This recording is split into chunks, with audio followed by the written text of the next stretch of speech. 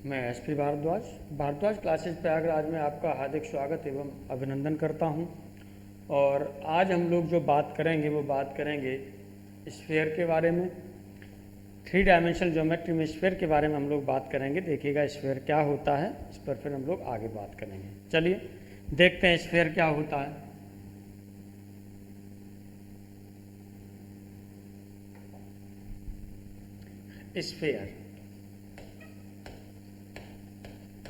Sphere के बारे में हम लोग बात करेंगे। हिंदी में बोला जाता है इसे गोला, हिंदी में बोला जाता है इसे गोला।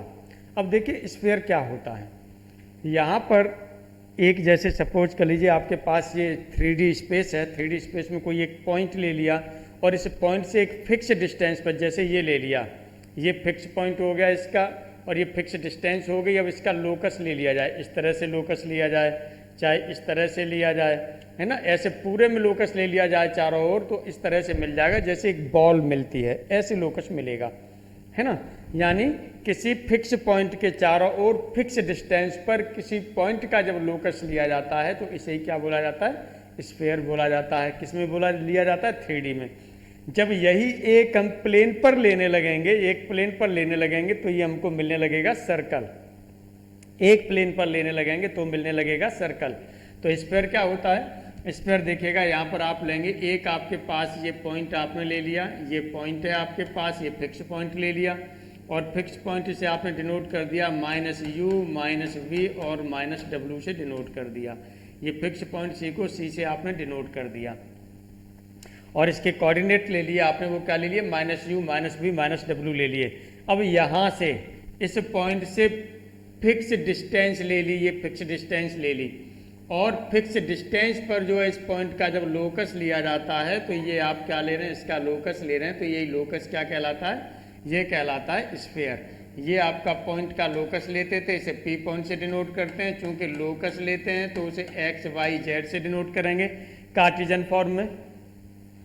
उस पॉइंट को मूवेबल पॉइंट हम कह सकते हैं, जिसे हम x y z से क्या करेंगे, डिनोट करेंगे। अब यहाँ पर आप क्या करेंगे, यहाँ पर जो आपको लिखना है, जो ये फिक्स पॉइंट है, इस फिक्स पॉइंट को जो बोला जाता है ये बोला जाता है सेंटर। इसे बोला जाता है सेंटर ऑफ स्फीयर। इसे सेंटर ऑफ स्फीयर बोला जाता है। ये जो है आपके पास यही स्फीयर है, जो ये आपने लिए है, ये शेप, ये साइज, जो शेप एंड साइज ली है या ये आकृति ली है, यही आपकी स्फीयर है। और जो ये फिक्स डिस्टेंस होते हैं इसे r से डिनोट कर देते हैं और इसे बोला जाता है रेडियस। इसे बोला जाता है radius of sphere. Radius of sphere बोला जाता है इसे। ये रेडियस ऑफ स्फीयर हो गई। अब यहाँ पर देखिएगा रेडियस ऑफ स्फीयर हो गई, तो यहाँ पर ये हमने डेफिनेशन ली कि किसी फिक्स पॉइंट से फिक्स डिस्टेंस पर किसी फिक्स पॉइंट के, है ना, चारों ओर किसी फिक्स डिस्टेंस पर किसी पॉइंट का जो लोकस लिया जाता है वही आपका क्या होता है, स्फीयर होता है। तो इस तरह से हम कह सकते हैं, यदि इसे डिफाइन करना चाहें तो हम कह सकते हैं locus of a point about a fix point at a fix distance is known as sphere. ये स्फीयर हो गया। अब मैथमेटिक्स क्या कहता है, हम सच लिखेंगे, सच के सिवा कुछ नहीं लिखेंगे। वही सच्चाई आपको यहाँ पर ढूंढ के लिख देनी है। सच्चाई क्या है यहाँ पर, सच्चाई ये है कि चाहे तो आपकी ये डिस्टेंस रहेगी जो यहाँ से ये CP हो गई, चाहे आप रेडियस इधर ले लें, चाहे रेडियस आप इधर ले लें, ये भी आपके पास R रहेगी, चाहे आप ऐसे ले लें ये भी R रहेगी। चूँकि P पॉइंट है, मूवेबल है, ऐसे होता हुआ चलता चलेगा, तो आप कैसे भी ये ले लीजिए। तो यहाँ से जो CP आपके पास हो रही है, ये CP डिस्टेंस जो हो रही है ये है आपके पास कांस्टेंट।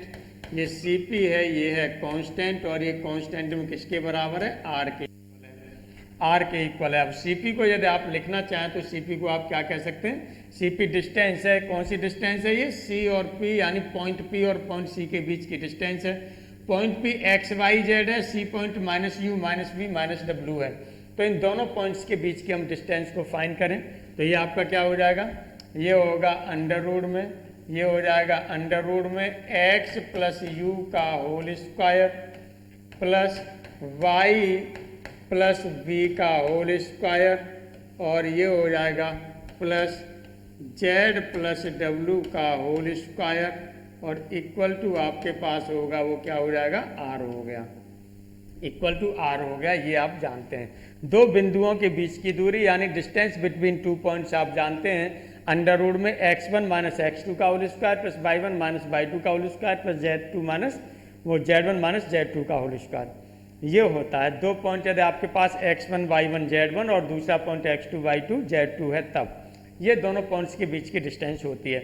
वही आपने यहाँ पर ये फॉर्मूला लगा दिया, दोनों साइड का स्क्वायर कर दिया जाए तो ये हो जाएगा आपका x प्लस यू का होल स्क्वायर और प्लस वाई प्लस वी का होल स्क्वायर और प्लस ये हो जाएगा z प्लस डब्ल्यू का होल स्क्वायर और इक्वल टू हो जाएगा आर स्क्वायर।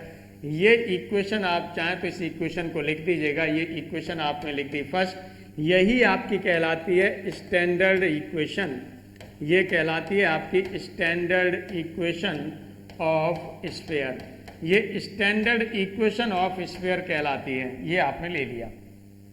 अब यहाँ से देखिएगा ये स्टैंडर्ड इक्वेशन आपने पढ़ी है, अब हमें ले जाना कहाँ पर है, जनरल इक्वेशन की ओर चलना है। तो ये स्टैंडर्ड इक्वेशन ऑफ स्फीयर हो गई। और यदि आप चाहें तो ये भी कह सकते हैं कि यहाँ पर आपको ये रेडियस दी गई है और रेडियस के साथ में आपको क्या दिया गया है, इसका सेंटर दिया गया है, तब ये इक्वेशन होती है। फिलहाल में अभी हम लोग जनरल की ओर चल रहे हैं, आगे चल करके जब सेंटर और ये दोनों गिवन की फॉर्म में लिखेंगे तब इसे लिख लेंगे। अभी फिलहाल में हम लोग क्या करते हैं, जनरल फॉर्म की ओर चलते हैं। तो ये आप देखिएगा यहाँ पर ये रेडियस का स्क्वायर है, यहाँ पर ये सेंटर इधर यूज हो रहा है आपका। अब यहाँ पर इसे हम ब्रेक करना चाहें तो ब्रेक कर दीजिए, ब्रेक करेंगे तो ये क्या हो जाएगा, ये हो जाएगा x square plus you square plus हो जाएगा 2ux प्लस, अब इस ब्रैकेट को ब्रेक करेंगे तो y square plus v square plus 2vy plus, अब इसे ब्रेक करेंगे तो जेड स्क्वायर प्लस डब्ल्यू स्क्वायर प्लस 2wz और इक्वल टू आर स्क्वायर है। आर स्क्वायर को उधर ट्रांसफर कर लें तो minus r square equal to आपका क्या हो जाता है, 0 हो जाता है। अब यहाँ पर आप देखेंगे, यहाँ पर ये आप x square plus y square plus z square यानी वेरिएबल टर्म्स थी वो आपने एक साथ कर दी, y square z square 2 power वाली टर्म एक साथ कर दी, ये भी वेरिएबल की, प्लस अब सिंगल पावर ले लीजिए तो यहाँ पर आपका क्या है, ये हो गया 2ux plus 2vy plus 2wz plus, अब यहाँ पर देखिएगा, अब ये आपके पास कांस्टेंट टर्म है, u स्क्वायर हो जाएगा प्लस v स्क्वायर हो जाएगा प्लस w स्क्वायर होगा minus r square equal to 0। अब आप यहाँ पर देखेंगे ये जो वैल्यू है आपकी ये कांस्टेंट है, u constant, v constant, w constant और r कांस्टेंट, तो ये चारों मिलकर के एक नया कांस्टेंट दे देंगे। उस नए कांस्टेंट को हम नाम दे दे रहे हैं, वो क्या दे दे रहे हैं, स्मॉल d। इसके जो नए कांस्टेंट को इसकी जगह पर आएगा उसे हम स्मॉल d नाम दे दे रहे हैं। तो इस तरह से ये इक्वेशन आपको मिल जाएगी x square plus y square plus z square plus 2ux plus 2vy और प्लस 2wz और इसकी जगह पर हमने दे दिया प्लस d और इक्वल टू हो गया 0। इस इक्वेशन को जो बोला जाता है, इस इक्वेशन को क्या बोलाता है, जनरल इक्वेशन ऑफ स्फीयर इसे बोलते हैं। इसे सेकंड से डिनोट कर दिया और यही इक्वेशन आपकी होती है जनरल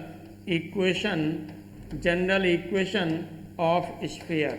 ये स्फीयर की जनरल इक्वेशन आपकी हो गई, ये जनरल इक्वेशन ऑफ स्फीयर हो गई। लेकिन यहीं पर आप देखेंगे जो d की वैल्यू है, d की वैल्यू क्या है, u square plus v square plus डब्ल्यू square minus r square equal to 0। तो ये w की जो वैल्यू, ये उसकी वैल्यू है, आप उस d की वैल्यू को पहले लिख लीजिएगा। d की वैल्यू चलिए हमने ले लिया, वेयर यहाँ पर आपके पास जो d की वैल्यू है, d की वैल्यू आपके पास क्या है, ये है u square plus v square plus डब्ल्यू स्क्वायर माइनस आर स्क्वायर, ये वैल्यू है। अब सपोज कर लीजिएगा कि एग्जाम में आपको क्या दे दिया जाता है, d दे दिया जाता है, u v w देगा तो r को छुपा करके वो क्या दे देगा, d दे देगा। जनरल इक्वेशन में जैसे आप यहाँ पर देख रहे हैं, ये जनरल इक्वेशन आपको इस फॉर्म में दे दी तो इसमें r तो कहीं नहीं दे रहा है, u दे रहा है, v दे रहा है, w दे रहा है ना, और d दे रहा है, r कहीं नहीं दे रहा है। r कहीं नहीं दे रहा है, तब आप क्या करेंगे, आइए इस पर हम लोग बात कर लेते हैं। तो यहाँ से हम r की वैल्यू निकालना चाहें तो ये कितना हो जाएगा, आर स्क्वायर को इधर ट्रांसफर कर दें, d को इधर ट्रांसफर कर दें, तो ये हो जाएगा r square equal to u square plus v square plus डब्ल्यू स्क्वायर माइनस डी हो जाएगा। इस तरह से आर की वैल्यू निकालेंगे तो ये हो जाएगा अंडर रूट में, ये हो जाएगा u square plus v square plus डब्ल्यू स्क्वायर माइनस डी, ये हो जाएगा। अब देखिएगा यहाँ पर जो अंडर रूट में है, अंडर रूट में ये वैल्यू है, ये नेगेटिव भी हो सकती है, पॉजिटिव भी हो सकती है और जीरो भी हो सकती है, यानी जीरो से बड़ी हो सकती है, जीरो से छोटी हो सकती है और जीरो हो सकती है। तो यहाँ से अलग अलग केस आपके पॉसिबल हो जाएंगे फिर। तो आइए पहले यहाँ पर देख लेते हैं। यहाँ पर हमने ले लिया केस फर्स्ट की बात कर रहे हैं, केस फर्स्ट की बात कर रहे हैं हम यहाँ पर, और केस फर्स्ट में हमने कहा कि इफ़ आपने ये ले लिया जो अंडर रूट में वैल्यू है, ये u square plus v square plus डब्ल्यू स्क्वायर माइनस डी, यदि ये जीरो से बड़ी है, जीरो से ग्रेटर देन है, यदि जीरो से ग्रेटर देन है तो इसका मतलब इसके अंदर जो वैल्यू होगी ये पॉजिटिव होगी, पॉजिटिव होगी देन तब आर की वैल्यू जो आपको मिलेगी, देन आर जो मिलेगा वो आपके पास क्या होगा, कोई रियल नंबर मिलेगा, कोई रियल नंबर मिलेगा, जो भी होगा रियल नंबर मिल जाएगा, रियल नंबर मिलेगा। इसका मतलब इस केस में जो स्फीयर बोला जाता है ये बोला जाता है रियल स्फीयर, इसमें बोला जाता है रियल स्फीयर, ये वास्तविकता में स्फीयर है, ये रियल स्फीयर बोला जाता है। चलिए केस सेकंड पर हम लोग बात करते हैं, केस सेकंड पर हम लोग बात करते हैं। केस सेकंड में आपका क्या हो जाएगा, यदि यही वैल्यू हमने क्या मान ली, जीरो के बराबर मान ली अंडर रूट में जो अंदर वैल्यू है, यानी ये आपने ले लिया कि if u square plus v square plus डब्ल्यू square minus d equal to zero, यदि ये ले लिया तो इसके अंदर जीरो हो जाएगा, जीरो होगा तो रेडियस आपकी क्या हो जाएगी, तो देन तब जो रेडियस की बात करेंगे तो रेडियस जो आर की वैल्यू है जीरो हो जाएगी, जीरो हो जाएगी। तो इस केस में जो ये बोला जाता है ये बोला जाता है पॉइंट स्फीयर, पॉइंट स्फीयर बोल देते हैं, ये पॉइंट स्फीयर बोल देते हैं, या इसे हम डीजनरेट स्फीयर भी बोल सकते हैं। तो चलिए इसे क्या बोलेंगे, एक या तो आप इसे पॉइंट स्फीयर बोल दिया जाए, यहाँ से आपने ले लिया ये पॉइंट स्फीयर, और यदि इसे आप लिखना चाहें तो आप लिख सकते हैं डीजनरेट स्फीयर भी आप इसे बोल सकते हैं या लिख सकते हैं, ये डीजनरेट स्फीयर लिख दिया। आगे अब हम लोग केस थर्ड पर बात करेंगे। केस थर्ड पर बात करेंगे तो केस थर्ड में अब इसके अंडर रूट में जो वैल्यू है ये कैसी हो जाए, नेगेटिव हो जाए, यानी जीरो से छोटी हो जाए। If u square plus v square plus डब्ल्यू स्क्वायर माइनस डी, ये जीरो से छोटी है यानी नेगेटिव हो गई, नेगेटिव हो गई, देन तब जो आपको आर की वैल्यू मिलेगी, आर की वैल्यू मिलेगी वो क्या होगी, इमेजिनरी, आर की वैल्यू होगी वो क्या होगी, इमेजिनरी होगी। तब इसे आप जो बोल लेंगे वो क्या बोलेंगे, या तो आप इसे बोल देते हैं इमेजिनरी, या तो इसे आप बोलेंगे इमेजिनरी स्फीयर बोल देंगे,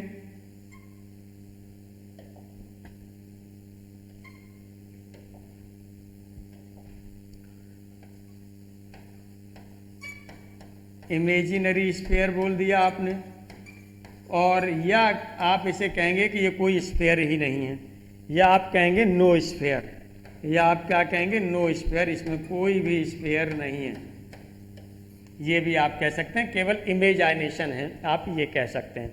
अब यहीं पर देखिएगा हम और आगे बात करें कि चूंकि यहाँ पर जो कुछ चीज़ें हमारी हो रही हैं वो हमने देखिएगा, यहाँ पर आपने क्या लिया था, जनरल इक्वेशन में आपने लिया था कि एक्स स्क्वायर का कोफिशिएंट 1, वाई स्क्वायर का कोफिशिएंट, जेड स्क्वायर का कोफिशिएंट 1, यानी तीनों का कोफिशिएंट 1 होने का मतलब क्या हो रहा है, सेम हो रहा है। तो यहाँ से आप एक चीज़ देखेंगे, सेकंड डिग्री की इक्वेशन है, और सेकंड डिग्री में आप देखेंगे x square, y square, z square, तीनों को कोफिशिएंट सेम है, और एक्स इंटू वाई या वाई इंटू जेड और जेड इंटू एक्स वाली टर्म्स क्या हैं, ये आपकी गायब है, बहने से इसमें नहीं है। तो ये आपको नोट में ध्यान रखना है। चलिए आइए इस पर नोट पर हम लोग बात कर लेते हैं। नो स्फीयर आपने ले लिया, अब यहाँ पर हम लोग बात करेंगे, नोट में बात करेंगे, ये चीज़ ध्यान रखनी है आपको। आइए, चूंकि ये कॉन्सेप्ट लगेगा यहाँ पर आगे चल करके, नोट में आपने ये ले लिया, नोट में आपने क्या लिया, नोट में आपने ये ले लिया, नंबर फर्स्ट में हम लोग बात कर रहे हैं कि जो यहाँ कोफिशिएंट्स हैं आपके पास, कोफिशिएंट्स, एक मिनट थोड़ा सा यहाँ पर पहले हम लिख ले रहे हैं इन स्फीयर पहले लिख लेते हैं तब लिखते हैं, नहीं बाद में हमें लिखना पड़ेगा ये। तो यहाँ पर हम लिखेंगे इन स्फीयर में आपके क्या हैं, जो कोफिशिएंट्स हैं आपके पास में, coefficients of x square comma y square and z square are या शुड बी सेम, ये सेम होने चाहिए इस इक्वेशन में, शुड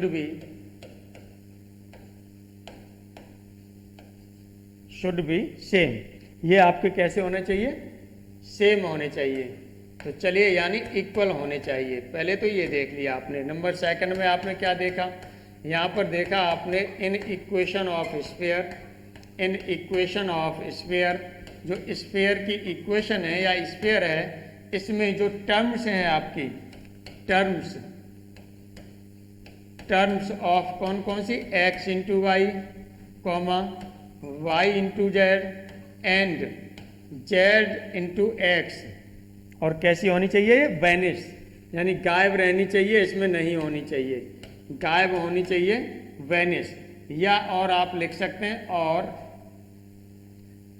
और यहाँ लिखना चाहें तो आप लिख सकते हैं आर एब्सेंट, ये आपकी नहीं मिलती, चाहे तो वैनिश लिख दें, चाहे और इसकी जगह पर आर एब्सेंट, वैनिश की जगह पर आर एब्सेंट भी आप लिख सकते हैं, ये लिख सकते हैं, ये नहीं होनी चाहिए। ये चीज़ हमें ध्यान रखना है विशेष रूप से, क्योंकि कुछ क्वेश्चन ऐसे पूछे जाते हैं कि फिर आपको यदि कॉन्सेप्ट यदि आपके ध्यान में नहीं रहेगा तो पूरी चीज़ें क्या होंगी, गड़बड़ करेंगी। इसी तरह से एक चीज़ देखिएगा, यदि स्फीयर इफ, यहीं पर चलिए नोट थर्ड में ही हमने ले लिया, हमने क्या लिया, इफ, और जो स्फीयर आपने ले लिया, वो स्फीयर आपने क्या ले लिया, ये ले लिया ए x square plus y square plus z square, ये ले लिया, प्लस अब आपके पास क्या है, टू सभी में कॉमन था तो 2u(x) ले लिया, प्लस और ये हो जाएगा यहाँ से vy ले लीजिए, चूँकि 2 तो हमने कॉमन ही ले लिया, तो यहाँ पर हमने क्या ले लिया, ये ले लिया vy ले लिया, प्लस wz ले लिया, और प्लस d इक्वल टू 0 ये ले लिया। इफ ये स्फीयर है देन तब आप यहाँ से यदि उसमें रिलेशन लेना चाहें, देन तब आप रिलेशन लेना चाहते हैं u square plus v square, then for radius, चलिए तब यहाँ पर हम लोग ले लेते हैं देन फॉर रेडियस। यहाँ पर रेडियस के लिए फिर हम क्या करेंगे, ये आपको ध्यान देना है, देन फॉर रेडियस के लिए आपको क्या करना है, रेडियस एंड सेंटर दोनों के लिए ही ध्यान दीजिएगा। अब आपको क्या करना है, पहले इस ए से डिवाइड कर देंगे पूरे को, तो ये आपका हो जाएगा x square plus y square plus z square, plus यदि यहाँ पर आप लेंगे तो ये आपके पास हो जाएगा 2u/a(x) हो जाएगा, प्लस 2v/a(y) हो जाएगा, प्लस 2w/a(z) हो जाएगा, और ये हो जाएगा प्लस d/a इक्वल टू 0। अब यहाँ रेडियस की आप बात करेंगे, तब आप रेडियस की बात करेंगे तो r equal to under root में होता है u स्क्वायर, u की जगह पर क्या होगा, u/a 2ux, तो यहाँ पर आपका क्या हो जाएगा, u की जगह u/a है तो ये हो जाएगा u स्क्वायर/a स्क्वायर होगा, और प्लस आपका क्या हो जाएगा, यहाँ से ये हो जाएगा v स्क्वायर/a स्क्वायर हो जाएगा, प्लस w स्क्वायर/a स्क्वायर होगा, माइनस d/a है, माइनस के क्या हो जाएगा, d/a हो जाएगा। अब आप इसमें से चाहें तो a तो आपका अंडर रूट से बाहर आ जाएगा, तो ये 1/a अंडर रूट से बाहर हो गया, तो ये अंडर रूट में आपका क्या बचेगा, ये बचेगा u square plus v square plus w square minus हो जाएगा ad। अब फॉर स्फीयर के लिए क्या होना चाहिए, ये वैल्यू या तो 0 हो या 0 से बड़ी हो, ये आपको ध्यान रखना है। तो फॉर स्फीयर के लिए ये स्फीयर आपका तभी होगा, फॉर स्फीयर के लिए जो u square plus v square plus w square minus ad है, ये या तो 0 से बड़ी हो या फिर 0 से बड़ी या बराबर हो, ये दोनों कंडीशन होनी चाहिए, तब ये कंडीशन को होल्ड करेगा। ये होना चाहिए तब आपका ये स्फीयर होगा, अदरवाइज स्फीयर नहीं होगा। चलिए, अब यहाँ पर आपने ले लिया कि आपका जो है स्फीयर के टाइप्स आपने जान लिए, डिजनरेट आपका क्या होता है ना, और आपने देखा पॉइंट जो है आपका स्फीयर क्या होता है, ये सब चीज़ आपने देखी। अब देखिए हम लोग यहाँ पर जो बात करेंगे वो और स्फीयर के अगले उस पर बात करेंगे, क्योंकि स्टैंडर्ड इक्वेशन के बारे में अभी हम लोग बात कर रहे थे। स्टैंडर्ड इक्वेशन के बारे में हम लोग बात कर रहे थे। इस स्टैंडर्ड इक्वेशन को, यानी हम सेंट्रल फॉर्म की बात करें, स्टैंडर्ड इक्वेशन को एक तरह से कह सकते हैं कि सेंट्रल फॉर्म भी है। क्यों, क्या है सेंट्रल फॉर्म में क्या होता है, आइए उस पर हम लोग बात करते हैं। देखिए सेंट्रल फॉर्म में आपका क्या होता है उस पर हम लोग बात करते हैं। तो आइए यहाँ पर लेंगे हम सेंट्रल फॉर्म। सेंट्रल फॉर्म में आपका क्या होगा, सेंट्रल फॉर्म,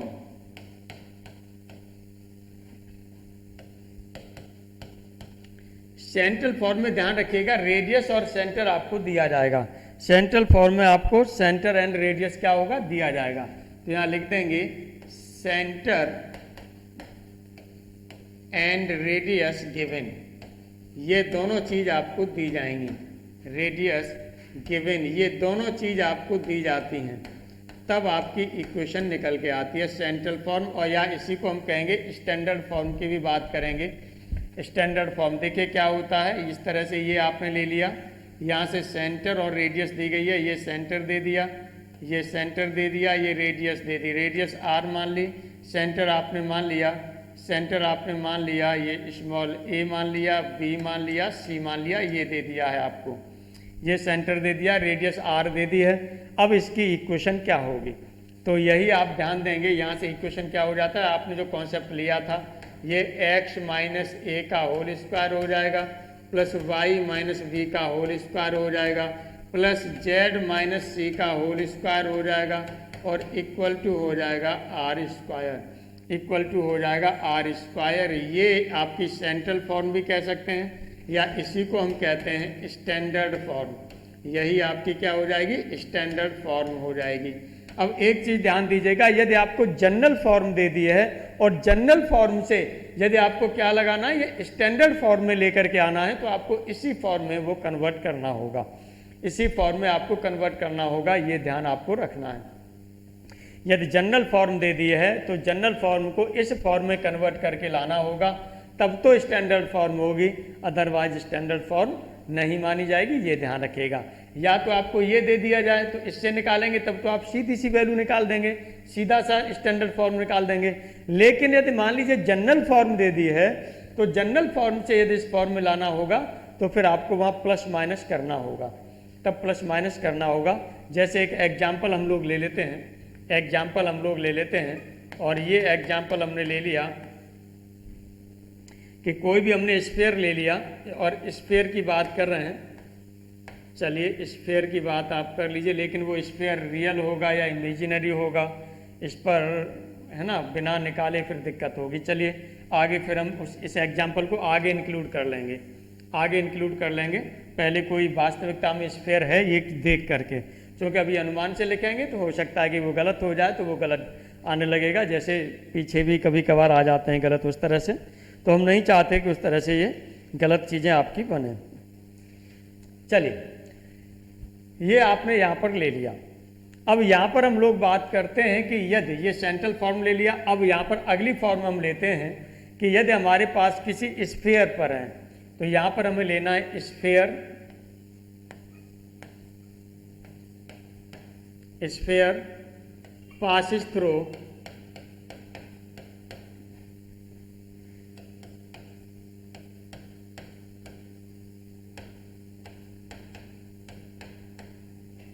पॉइंट्स, दो पॉइंट्स ले लिया आपने, ये मान लीजिए एक ले लिया x1 y1 z1 ले लिया, and x2 y2 z2,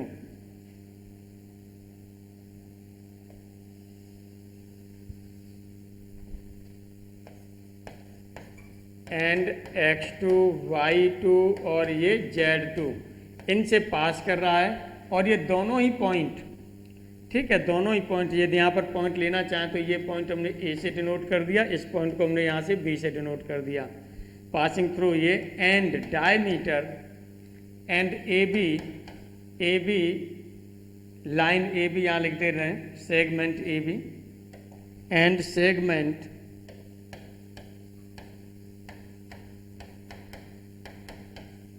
A B H diameter.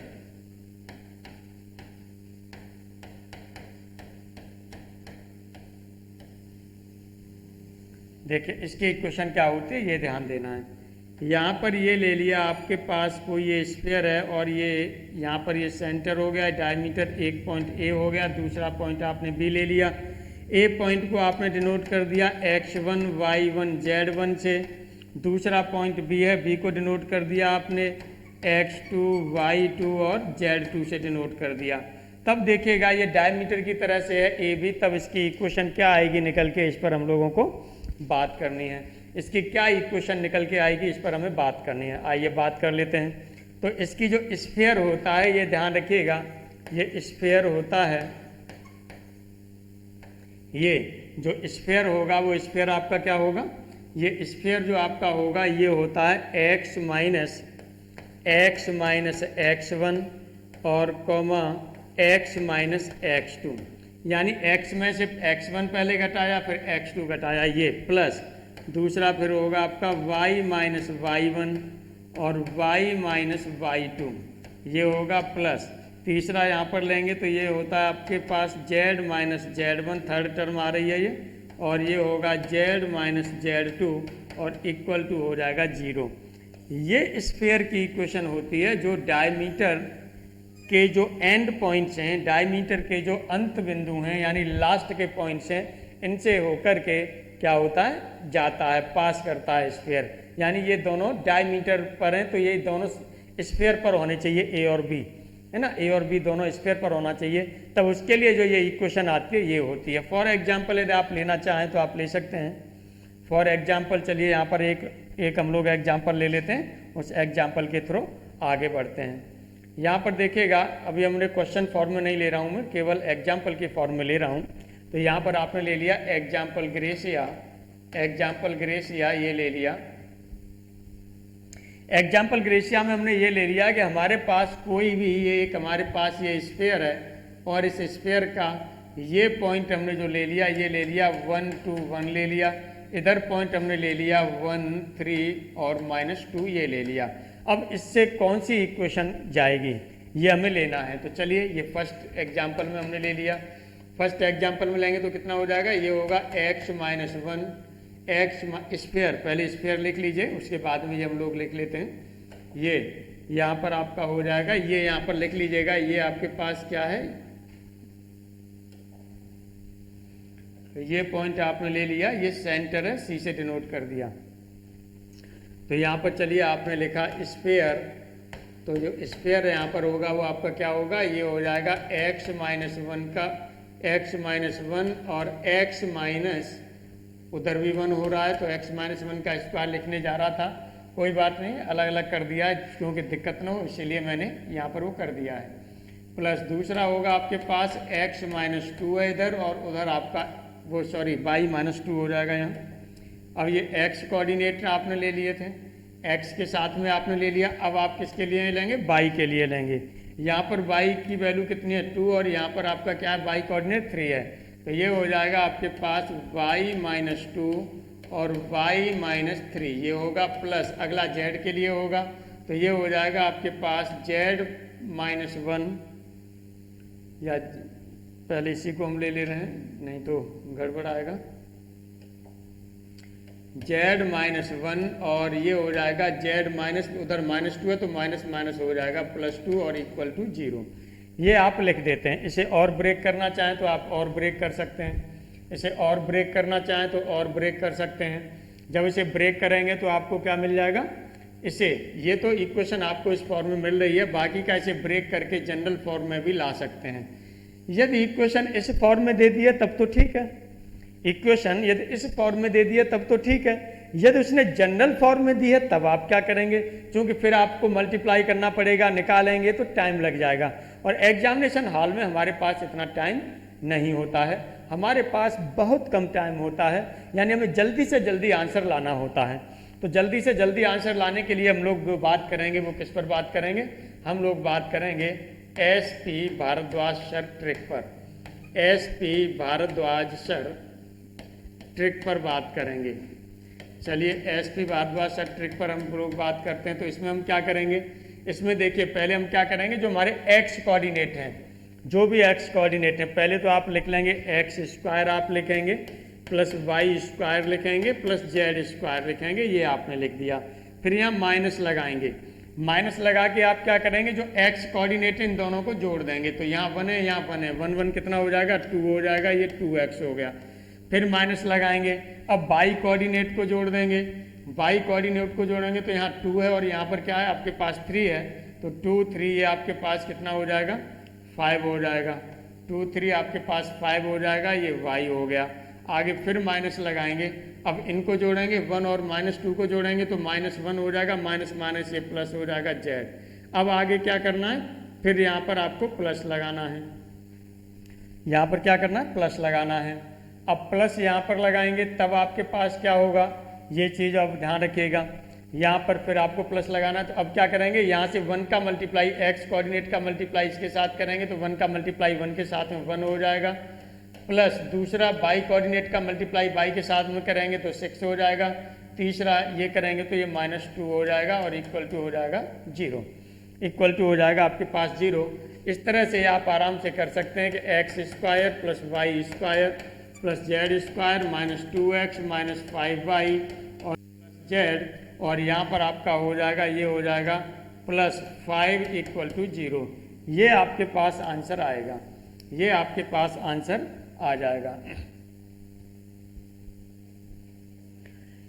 इस तरह से देखेंगे तो एक लाइन में ही सॉल्व हो जाएगा, ये यहीं पर सॉल्व हो जाएगा, यहीं पर जोड़ के आपको डायरेक्ट टिक लगाना होगा, वैसे है ना। आई क्लोज करने वाला क्वेश्चन है ये मेरी नज़रों में, जैसे इस तरह का क्वेश्चन आता है एग्जाम में तो आई क्लोज करने वाला क्वेश्चन होगा, आंखें बंद करके टिक करेंगे, यानी 4-5 सेकंड से ज़्यादा नहीं लगना चाहिए, या 6-7 सेकंड, मैक्सिमम 10 सेकंड लगना चाहिए। यदि इस तरह से निकालने लगेंगे तब तो आपका उसमें टाइम लगने लगेगा। यदि इस फॉर्म में दिया है तब कोई बात नहीं, फिर आपको यही करना है, और यदि वो जनरल फॉर्म में दे दिया है तो फिर आपको उसमें थोड़ी सी चेंजिंग करके आपको ये करना होगा, ये आपको ध्यान रखना है। चलिए अब हम लोग यहाँ पर जो बात करते हैं, जो हमने ये पढ़ लिया इन पर पहले हम लोग बात कर लेते हैं, तब आगे बढ़ते हैं। और देखिए यहाँ पर हम देख रहे हैं कि हमारे पास है the radius of the sphere, ये क्वेश्चन हमने देखा the radius of the sphere, और ये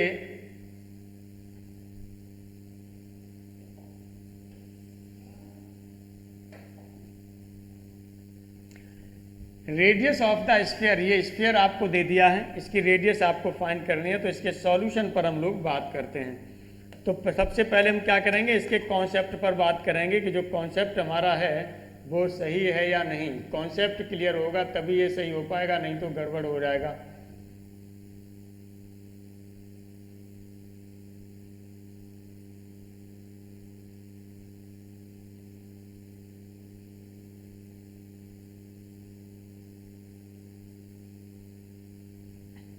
आइए, हमने आपको बताया था कि स्फीयर के लिए पहले हमने नोट में बताया था कि जो x स्क्वायर वाई स्क्वायर और जेड स्क्वायर के कोफिशिएंट सेम होने चाहिए, क्योंकि यहाँ पर देखिए लैम्डा भी दिया है, म्यू भी दिया है और रेडियस की बात कर रहा है, तो रेडियस हमें तभी पता चलेगी जब ये कोफिशिएंट पता चले।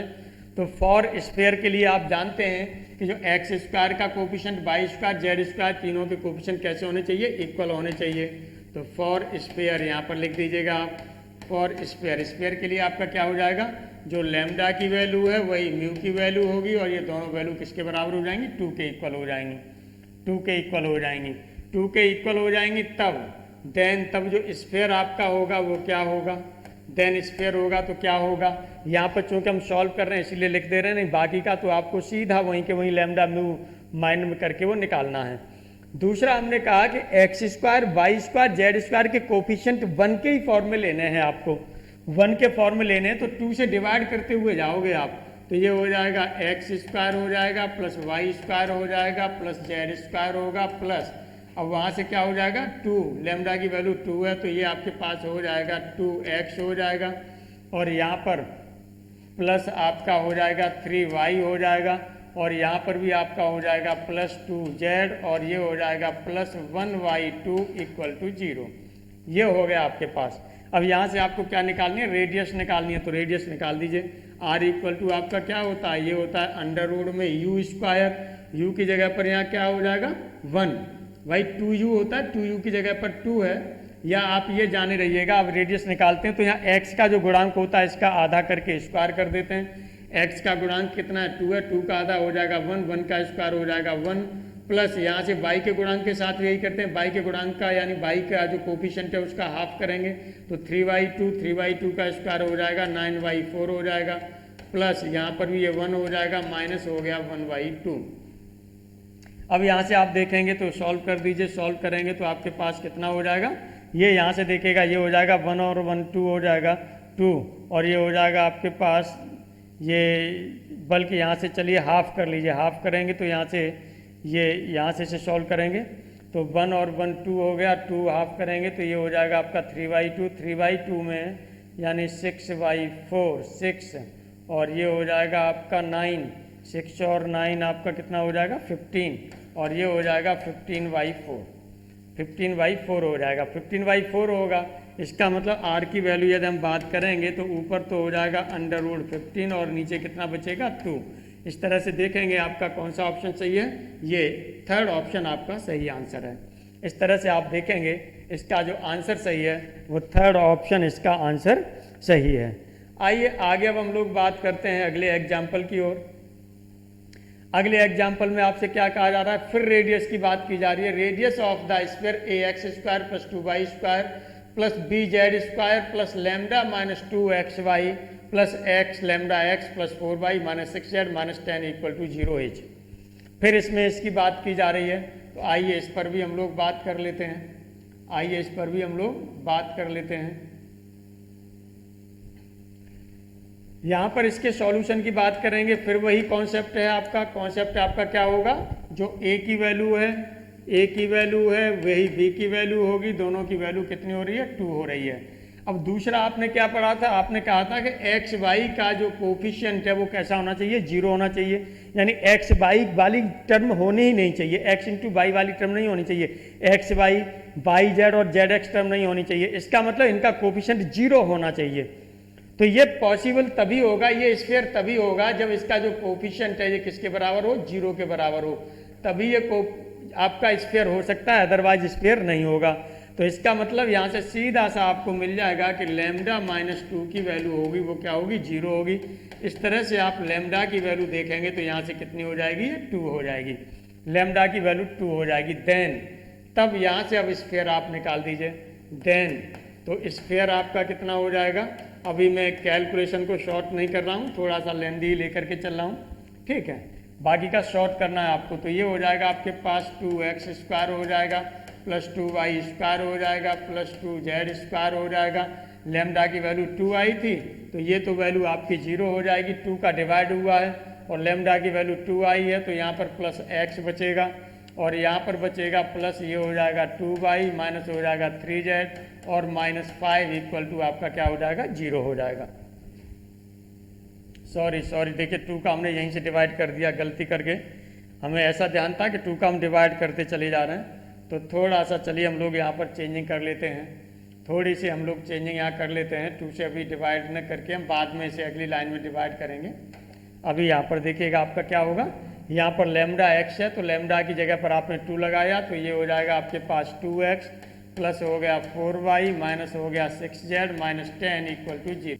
2 सभी में कॉमन हो रहा है तो बाहर कर दीजिए भाई, x y z x² y² z² का कोफिशिएंट है, कॉमन लेकर के इसे हटाइए तो ये हो जाएगा आपके पास x² हो जाएगा प्लस y² होगा प्लस z² होगा प्लस हो जाएगा x प्लस हो जाएगा 2y माइनस हो जाएगा 3z और ये हो जाएगा -5 = 0।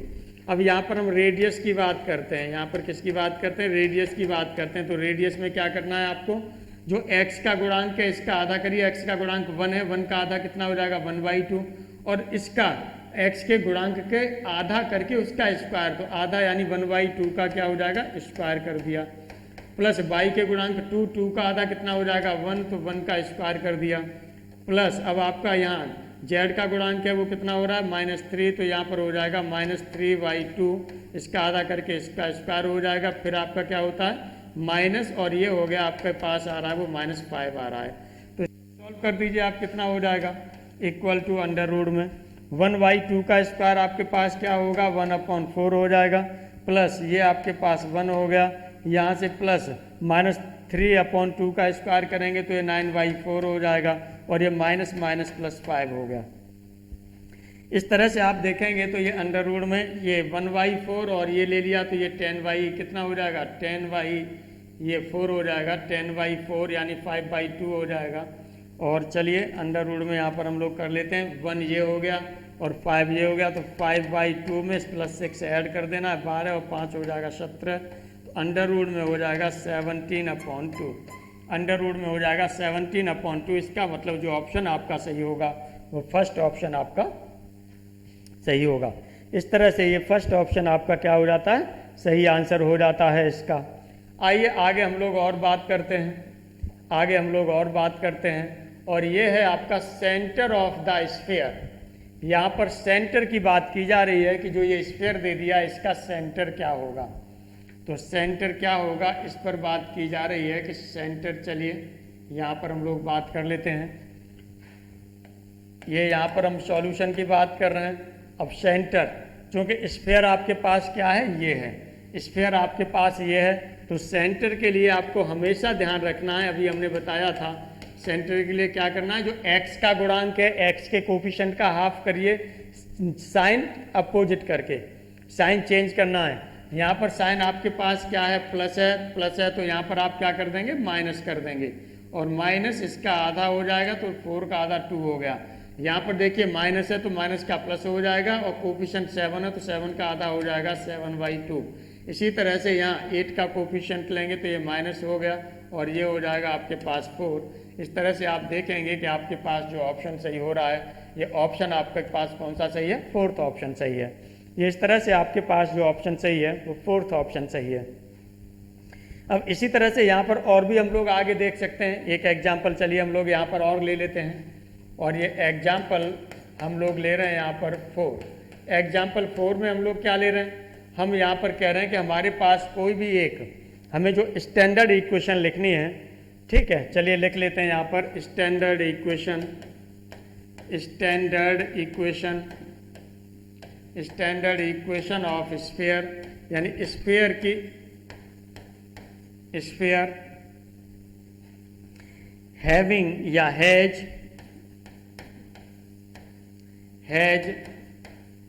सेंटर, इसका सेंटर ले लिया 1 2 -1 एंड रेडियस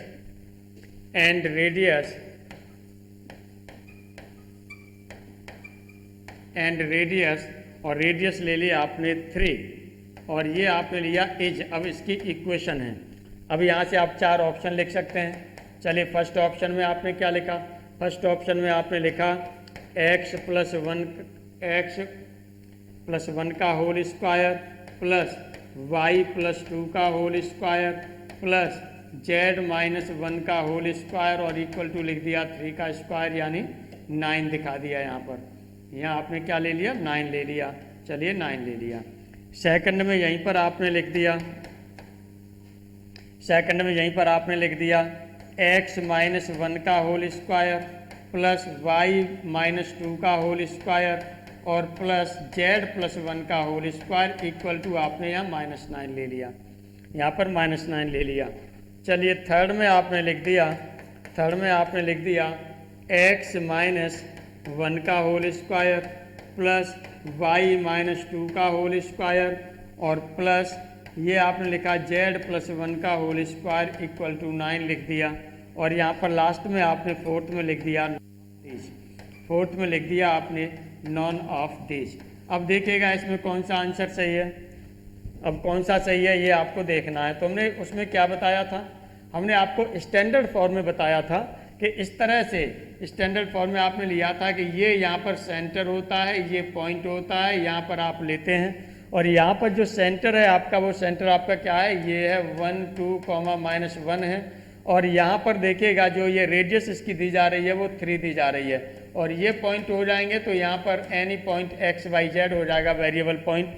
अब आप देखेंगे तो यहाँ होना चाहिए एक्स माइनस 1 का whole square plus y minus 2 का whole square plus z minus minus plus हो जाएगा तो जेड प्लस 1 का होल स्क्वायर इक्वल टू 3 का स्क्वायर, 3 का स्क्वायर 9। तो कौन सा ऑप्शन सही हो रहा है? ये आपके पास इसमें जो ऑप्शन सही हो रहा है वो थर्ड ऑप्शन सही हो रहा है, यानी एक्स माइनस 1 का whole square plus y minus 2 का होल स्क्वायर प्लस और ये है आपके पास जेड प्लस 1 का whole square equal to 3 square.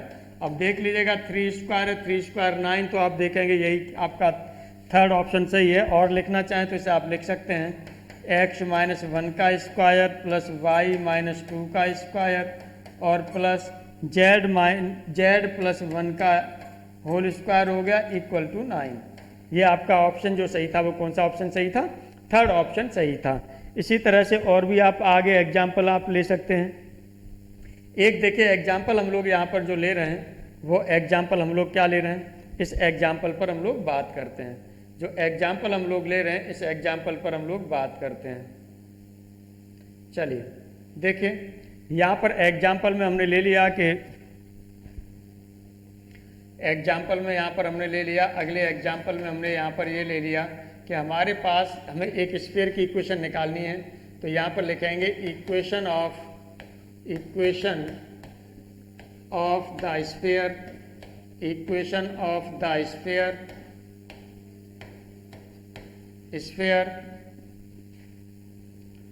Sphere की इक्वेशन लेनी है whose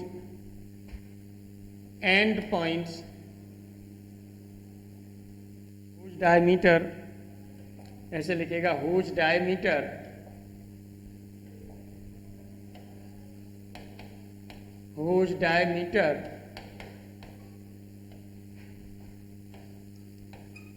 has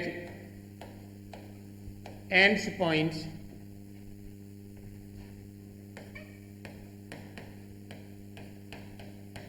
और ये आपने ले लिया एंड पॉइंट्स कौन कौन से ले लिए, ये 1 5 माइनस 2 ले लिया एंड, और दूसरा जो आपने ले लिया ये ले लिया 3 4 1। अब इसकी जो इक्वेशन है ये इक्वेशन आपको लिखनी है कि ये इक्वेशन क्या होगी। चलिए एच, अब आप समझ रहे होंगे वैसे जो इक्वेशन है फर्स्ट ऑप्शन में आपने क्या लिखा, फर्स्ट ऑप्शन में आप लिखेंगे यहाँ पर, फर्स्ट ऑप्शन में चलिए यहाँ पर आप लिखेंगे, ये लिखेंगे आपने लिखा यहाँ पर एक्स स्क्वायर लिखा प्लस वाई स्क्वायर लिखा प्लस जेड स्क्वायर लिखा प्लस जेड स्क्वायर लिखा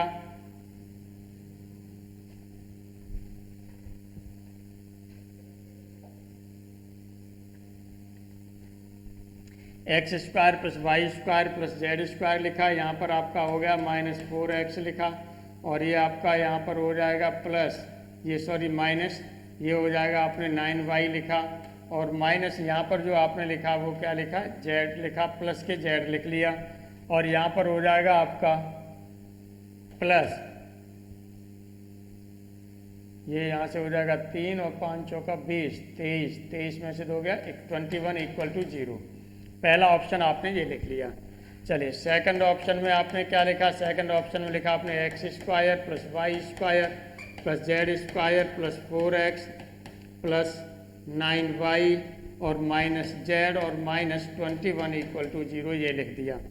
चलिए थर्ड ऑप्शन में आपने क्या लिखा, थर्ड ऑप्शन में आपने लिखा है x square plus y square plus z square और यहाँ पर आपने फिर वही माइनस 4x लिखा माइनस 9y लिखा plus z minus 21 equal to 0 लिख दिया। आगे अब हम लोग बात करते हैं फोर्थ ऑप्शन में। तो फोर्थ ऑप्शन में अब हम लोग क्या करेंगे, यहाँ पर हमने लिखा x square plus y square plus z square और ये आपने लिखा यहाँ पर plus 4x plus 9y minus z plus 21 equal to 0। ये चार इक्वेशन आपके पास हो गई, चार ऑप्शन हो गए, इन्हें सॉल्व करना है आपको। तो यहाँ पर हम क्या करेंगे, इसके सॉल्यूशन की बात करते हैं। तो एक तो आपके पास ऑप्शन मेथड हो जाता है। चलिए फर्स्ट यहाँ पर आपने ले लिया, एक तो आपके पास जनरल मेथड है, जो जनरल मेथड हमने बताया था वो आप यूज कर सकते हैं, उसे लिख सकते हैं डायरेक्ट फॉर्मूले पर लगा के। क्या हो जाएगा, जनरल मेथड में आप करेंगे तो ये आपके पास हो जाएगा x-1 और x-3 और प्लस ये हो जाएगा यहाँ से y-5 और ये होगा यहाँ से y-4 और प्लस और ये हो जाएगा z+2 और यहाँ पर होगा z-1 इक्वल टू 0। एक तो ये लिखेंगे, इसे सॉल्व कर देंगे। दूसरा मेथड जो आप करेंगे, सेकंड की बात कर रहे हैं हम लोग यहाँ पर। सेकंड मेथड में हम क्या करेंगे, यहाँ पर ऑप्शन मेथड में क्या होगा, ऑप्शन मेथड में क्या होगा, ये दोनों पॉइंट जो दिए गए हैं, ये दोनों पॉइंट इनमें से किसी एक ऑप्शन को सेटिस्फाई करेंगे। ये दोनों पॉइंट किसी एक ऑप्शन को सेटिस्फाई करेंगे, वही आंसर आपका सही होगा। यानी जो क्वेश्चन में जो पॉइंट्स हैं, ये जो पॉइंट्स हैं आपके पास, ये पॉइंट्स आपके पास क्या है, ये है 1 5 -2 एंड और ये हो गया 3 4 1 शुड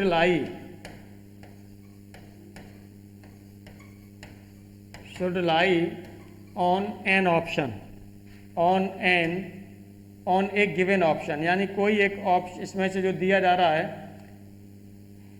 ठीक है, ऑन